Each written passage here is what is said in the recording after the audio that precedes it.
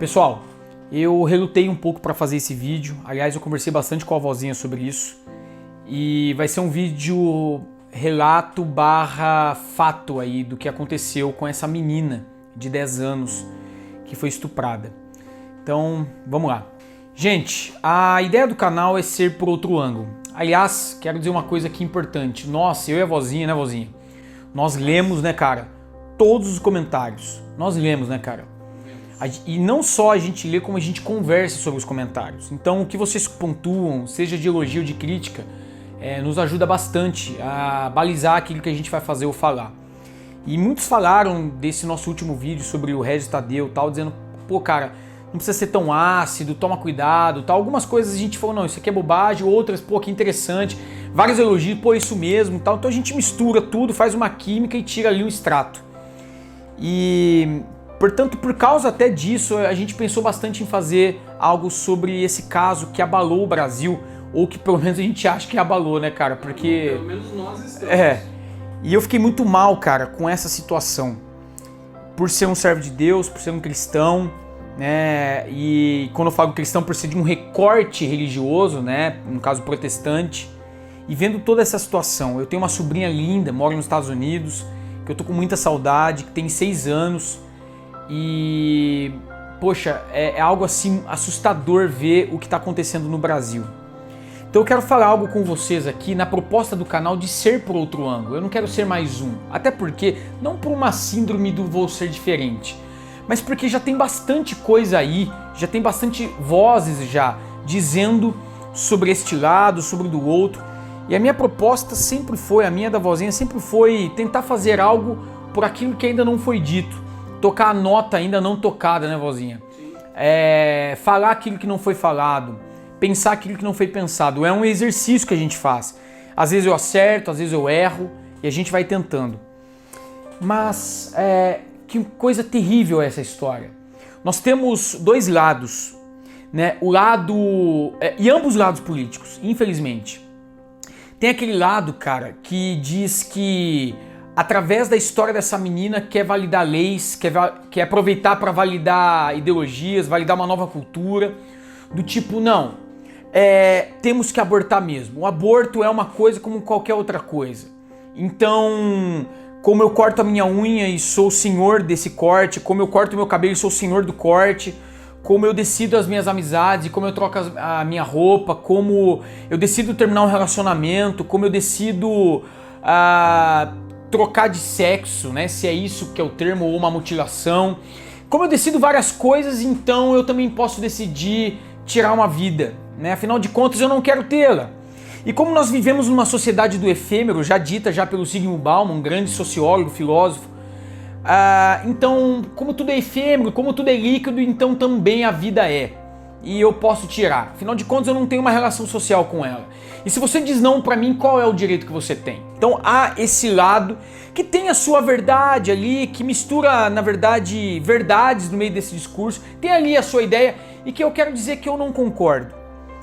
E por outro lado, tem, que não é por outro ângulo, mas é por outro lado. Por outro lado tem o discurso de uma outra ideologia que também é política e aí se mistura com a religião.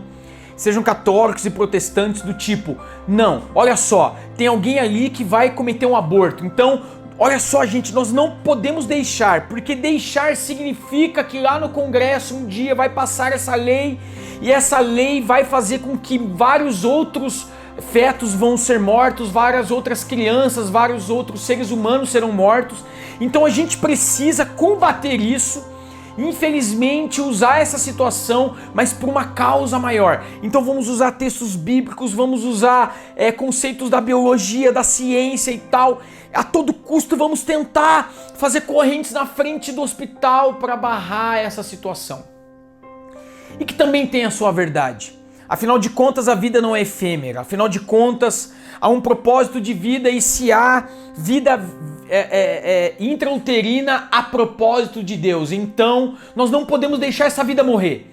Vamos salvar, como soldados na guerra que salvam aquele que está perdido na mão de um inimigo, vamos salvar, vamos fazer de tudo, como soldados numa batalha. Tem uma verdade nisso também, cara, mas que desta forma passada eu também não concordo. há uma coisa vociferada, há guerras de torcidas, vozinha. E essa situação me trouxe algo assim tenebroso, cara. E eu quero tentar falar do jeito mais sincero pra vocês. E, aliás, a vozinha tem uma coisa que ela pega no meu pé, que é o seguinte, né, cara? Não faça roteiros. Sim. Pô, tem uma coisa que a vozinha bate em mim, não faça roteiros, fale o que você tá pensando e eu vou tentar.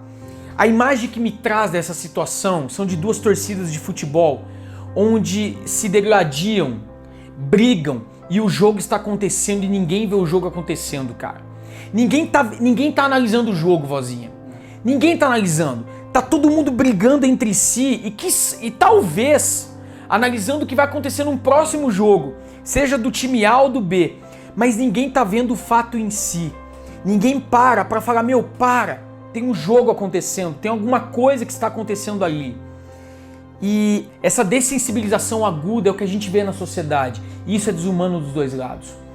Pessoal, eu quero dizer uma coisa pra vocês muito íntima. E eu não sei o tamanho disso que vai chegar na vida das pessoas, de amigos até que não sabem. Hoje eu consigo falar numa boa, porque há muitos anos eu faço análise e eu quero dizer pra você que a análise é muito bom, ou terapia, como você queira chamar. E porque, cara, me libertou dessa coisa que tinha dentro de mim. Eu fui molestado 2 vezes na minha vida. A primeira aos 11 anos e meio de idade e a segunda aos 12 anos. A primeira eu estava esperando meu pai me buscar num treino de um time de futebol, que eu jogava futebol, estava crescendo nas categorias ali, e eu estava esperando meu pai me buscar numa rua, e uma criança que não sabe dizer não, eu não sei se você tem essa personalidade, hoje eu mudei muito, hoje eu consigo me posicionar muito até, mas antigamente eu não conseguia dizer não. Uma criança que tinha que dizer sim pra tudo. E um cara para o carro, pede uma ajuda, entre aspas, dizendo que queria chegar até um lugar. E eu querendo ajudá-lo, ele falou, meu, entra aqui no meu carro para que você me ensine a chegar lá naquela igreja. Era uma igreja católica, perto da minha casa, até hoje ela tá lá. E ele disse assim, entra porque eu não consigo chegar, eu não entendi o que você falou, eu preciso muito de ajuda. Na época não tinha Waze, nada. E eu querendo dizer não, porque os meus pais sempre me ensinaram a dizer não, eu entrei.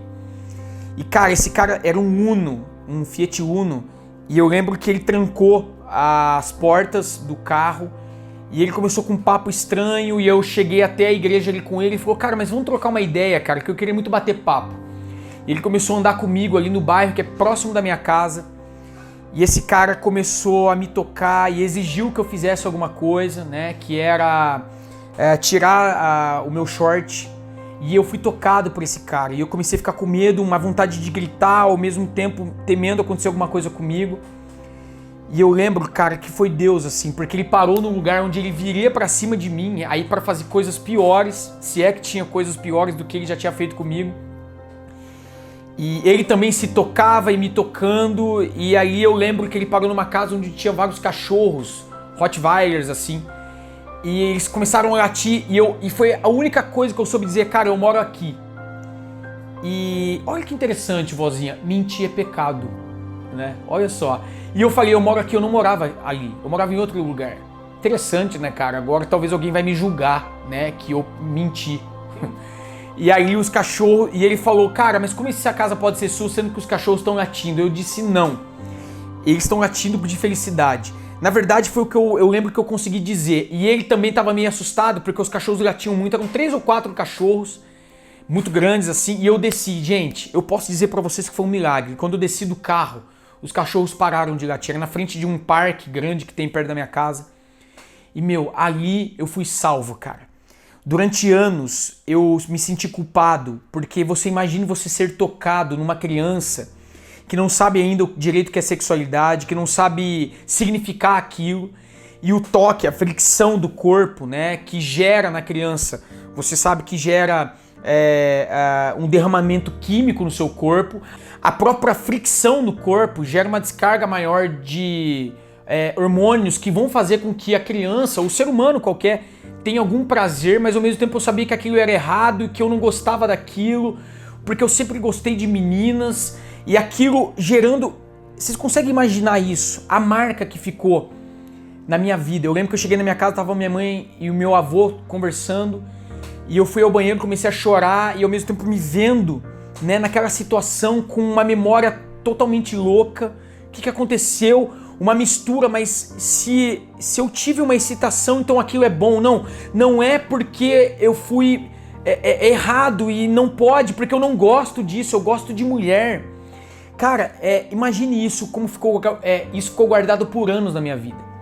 6 meses ou 7 meses depois, eu tava dentro de um ônibus, indo pra minha igreja, um cara pede uma ajuda, né? Eu tinha ali 12 anos de idade, ou quase 12 na verdade, e eu lembro que eu estava indo, eu estava no centro da cidade, num dia meio chuvoso, o cara pediu ajuda, sabe onde que chega em tal lugar aqui? E eu expliquei pro cara, o cara não entendeu. Olha só como tem algo psicológico, inconsciente. No primeiro caso eu também estava tentando explicar alguma coisa pro cara para chegar a algum lugar. Olha que coisa interessante, né? E aí eu desci para ajudar um senhor, era um senhor. E eu falei, não, eu vou parar em tal lugar com ônibus, mas eu consigo ir a pé depois. Eu tava indo pra minha igreja. E quando eu estava entrando, esse cara me empurrou dentro de um prédio, né? E ele me empurrou e ele foi tentar. Ele chegou a encostar na minha barriga, ele chegou a encostar no meu corpo. E ele começou a me apertar assim, tentando me encurralar. E ali, graças a Deus, eu consegui empurrá-lo. Eu era um idoso, consegui empurrá-lo e sair correndo. Isso também ficou marcado na minha vida. Porque afinal de contas, se é a segunda vez, então eu gosto disso. Então não é errado, então a culpa é minha. Então, gente, isso ficou por anos, cara. Depois de vários anos, já com 25 anos de idade, dentro de uma clínica com um psicólogo, eu consegui dizer tudo isso pra ele. Eu chorava, eu gritava, e aquilo eu fui liberto. E eu entendi que a culpa não era minha. E eu entendi que eram confusões e marcas que ficaram em mim. Do tipo... de desconfiar de todo ser humano que chegasse perto de mim, de toda pessoa.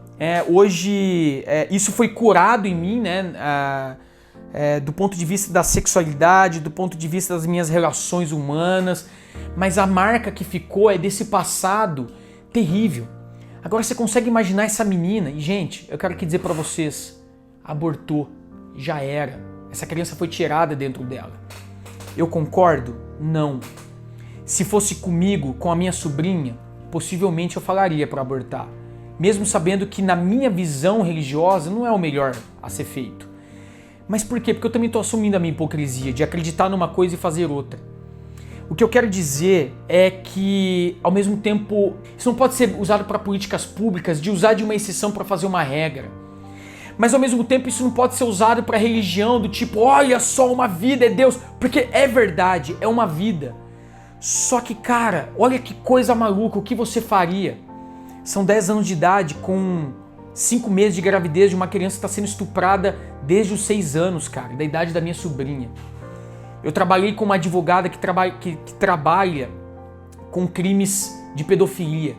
Ela trabalha junto à Polícia Civil de Campinas e ela dizia de policiais, eu tava falando pra vozinha fora do ar, investigadores da polícia que chegam a ter depressão e tentativas de suicídio por verem vídeos de caras estuprando bebês de 6 meses.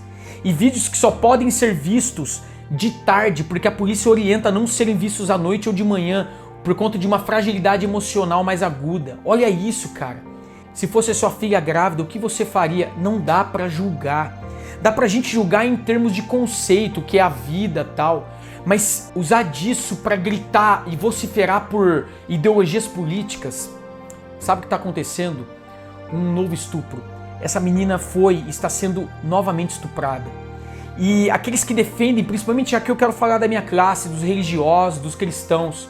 Mas imagina, essa menina agora que vai fazer um aborto vai estar 7 vezes mais propensa a suicídio, 30 vezes mais propensa a depressão, e mostram vários e vários artigos científicos, e é uma realidade, e é verdade isso. Que Deus tenha misericórdia dessa menina. Quer dizer, se então ela não tivesse feito o aborto, então tudo bem. Os problemas dela acabaram. Não tem trauma, não tem mais tentativa de suicídio a posteriori, não tem mais depressão, não tem mais nada. São marcas que eu quero dizer pra vocês, nem a ciência, na psiquiatria, na medicina, psicologia, psicanálise, não vão conseguir dar conta, cara. É uma coisa terrível. É só Deus, é um milagre. E eu creio que Deus pode operar um milagre na vida dessa menina. É uma história já toda confusa, toda errada, família desestruturada, fragmentada, toda lascada, mas as pessoas vão pra frente de um hospital em nome de um Deus para fazer uma corrente, para impedir que seja feito um aborto. É como chegar em casa, encontrar a esposa com outro na cama e trocar a cama. Sabe? É como resolução do problema. É muito simplista, né? É muito simplista e reducionista. É uma coisa extremamente desumana. Cara, não há saída melhor para isso. Eu quis fazer esse vídeo depois dela ter feito o aborto para dizer para vocês que acabou. Já foi morto o feto e agora o que a gente vai fazer? A outra vai lá e solta, cara, o nome da criança na internet. É uma outra... Meu, qual é o motivo de fazer isso, cara? Qual é o propósito? Enfim. Então, e aí o cristão discutindo o que a lei e a Constituição quer dizer, o princípio inviolável da vida, tudo isso é verdade e tem momento para discutir. Mas, cara, eu quero dizer uma coisa para vocês que eu estava pensando hoje. Jesus Cristo, quando foi falar com aquela mulher adúltera e que mandaram Jesus permitir tacar a pedra nela, todo mundo fala que Jesus disse, aquele que nunca errou que atira a primeira pedra. E que como se Jesus estivesse nem aí para o que estava acontecendo com ela, o que ela tinha feito. Não, cara. Porque a lei dizia que o homem e a mulher tinham que ser atacados. O homem e a mulher tinham que ser apedrejados. E só levaram a mulher, porque o homem tem esse jogo de esconder o cara, né? O homem, ele é brother do homem. Ele entrega a mulher, mas o homem é brother do homem. O que Jesus estava dizendo, o que vocês estão falando, vocês também estão errados. É isso que estava mostrando a atitude de Jesus. E o que Jesus quis fazer também? Eu não quero tratar a causa, que é o adultério. Não é momento de falar disso agora. Ela já está condenada por vocês e provavelmente por ela mesma. Agora é hora de refletir outras coisas. Jesus não passou a mão no que estava errado. Jesus simplesmente falou, olha, não é hora. Não é hora. Cara, é nojento ver o que está acontecendo. Eu me coloco no lugar, cara, porque o que eu contei pra vocês que aconteceu na minha vida, cara, é algo infinitamente menor do que aconteceu com essa garota. E o que aconteceu comigo, cara, marcou a minha história. De dois caras que me tocaram, dois caras que me molestaram. Agora imagine essa menina, pelo próprio tio, sendo penetrada, sendo estuprada, violentada. E sabe lá o que esse cara fez com ela e carregando essa criança dentro dela. Eu volto a dizer, do ponto de vista conceitual, eu também não sou a favor do aborto. Mas do ponto de vista da prática, do que está acontecendo agora, no jogo, agora, não dá, cara, pra gente ficar debatendo isso. No sentido de usar dessa história para fazer valer a tua ideologia. Cara, eu não quero conversar sobre isso. O que eu quero conversar é sobre se você está orando por ela. É sobre se você está orando por essa família. Se você está pedindo a Deus para que a vida dessa menina seja resgatada. Porque eu creio que ela pode se tornar, e ela vai se tornar uma grande mulher. Ela vai ser uma mãe de filhos, ela vai ter esposo, ela vai ser feliz. Eu creio nisso, cara. Mas ela carece da sua oração. E agora ela carece do seu silêncio. Brother, ela saiu do hospital escondida dentro de um carro do porta-mala. Se isso não é um estupro existencial, se isso não é um estupro emocional, se isso não é um estupro afetivo, então eu já não sei mais o que a gente está discutindo, cara. A gente está afogando o afogado em nome do desafogamento das nossas ideias. Tá na hora da gente parar e pensar. Tem coisas a gente refletir. E talvez essa é uma possibilidade de ver por outro ângulo essa história. Eu não quero, de verdade, eu queria que vocês comentassem aqui, mas cara, não venha comentar comigo da vida, do aborto, do não aborto, quem tem que abortar ou não. Cara, tente comentar aqui hoje, eu quero pedir isso pra vocês, tentem comentar aqui sobre como é que essa garota está. Eu quero direcionar o comentário hoje, eu quero estruturar o comentário. Como é que vocês acham que está a mãe? Como é que vocês acham que está a família? Parece que é toda zoada a família também. Como é que vocês acham que está essa garota agora em casa? Os sonhos dela, quando ela coloca a cabeça para dormir, o que ela está sonhando? Quais são as coisas que vocês podem pensar? Eu quero dizer para vocês, assim, para encerrar, que eu tive vários monstros durante a minha vida, calado. Aliás, cara, você sabe disso que eu tô contando? Essa coisa de molestar, tudo? Acho que eu já contei já, né? A vozinha sabia. Meus pais souberam há pouco tempo, na verdade. E eu tive vários monstros com relação a isso, porque foi uma grande violência. Eu já tive na minha clínica vários, e tenho vários casos de pessoas que foram estupradas, molestadas. Cara, o relato é terrível, mas eu nunca tive um caso como esse. Tá na hora pra gente parar. E seja lá com quem esteja a razão, cara, agora não é hora. Não é hora, cara. Agora é a hora do silêncio. Como numa boa partitura de música, a pausa também é nota. E nesta música tão terrível que está sendo tocada na sociedade, numa música nojenta, numa música terrível, nesta partitura, nós precisamos de uma pausa. Que Deus abençoe essa família, que Deus cuide, que Deus dê em dobro todas as bênçãos que Ele tem reservado para a minha vida, todas as bênçãos que Deus tem reservado na minha história, que Deus dê para essa garota e derrame em dobro na vida dela, em nome de Jesus. É isso aí, cara, não quer nem... Terrível, cara. É nóis, mano.